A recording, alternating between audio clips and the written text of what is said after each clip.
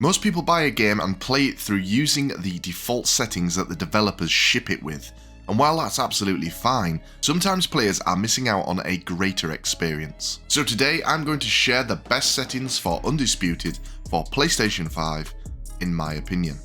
So boot up your copy of Undisputed, hit the options button at the main menu, and let's take a look at some of these settings. First up is motion blur, which is the only available option under the video tab on PlayStation 5. I always turn motion blur off in just about any game I play. I just hate the way it looks, but here is a side-by-side for you to see the difference. You may like it on, I don't, so off it goes. Onto audio, and my setup will be quite different to you guys. I have music off just in case of any copyright strikes. There is a streaming mode that you can switch on, which should prevent any strikes, but I don't like to take the risk. In fact, back when the game was in early access, I got some copyright notifications when I streamed the game with the streamer mode on. I've got ring walk music off for the same reason, but I normally skip those cutscenes anyway, so it hardly matters. Commentary will be a personal pick. I switch commentary off in all my sports games. I just don't think that commentary ever really sounds right in a game. Plus the fact that I'm normally recording gameplay or streaming it and talking over the top means that any commentary just causes editing issues for me. Everything else I leave. You may want to have a play around if you think the sound effects is a bit much. You can also switch the dazed sound effects off so you won't hear the ringing in the ear tinnitus sound when a boxer is dazed. I personally like that effect, so I leave it on. Under game tab we have quite a few options to change. You see that I have camera shake and camera tilt both switched off. This is mainly for my viewers watching who were complaining of feeling motion sickness with these options on. And actually I do prefer the game anyway with them switched off. Again, I'm going to show you a side by side of how these look both on and off.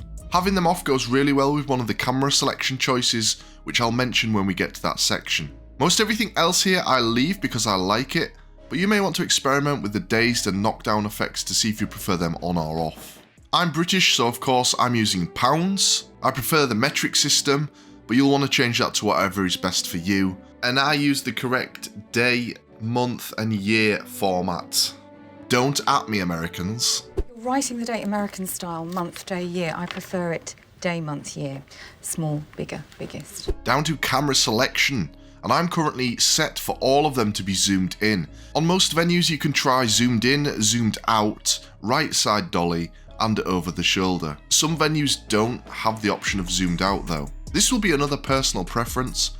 I pretty much like all of them, but change to zoom in for my viewer's experience. Over the shoulder is cool and offers another level of immersion, but this option is definitely where you'll want that camera shake and tilt off because it looks crazy with them on. Right side dolly is okay, but I found it a little too hectic. It should be noted that these changes here only affect the offline part of the game, as it seems online is locked into whatever the default camera is for that venue, which is a bit of a shame. Controls offers you a little bit of customization on your inputs, but not a great amount. I leave vibration on, and I fight with the competitor control scheme. You may find some of the other options are a better fit for you. Unfortunately, we can't remap the controller, which I would really like to do, so I could move the feint button somewhere other than the D-pad. I preferred it when it was on the shoulders during early access. Accessibility is there for you if anything in-game needs changing for your needs, such as being able to turn off the flashes in-game, if that is too much for you. There's colorblind options, and some gameplay adjustments too. The gameplay adjustment being the get-up minigame, you can put it on to simulate.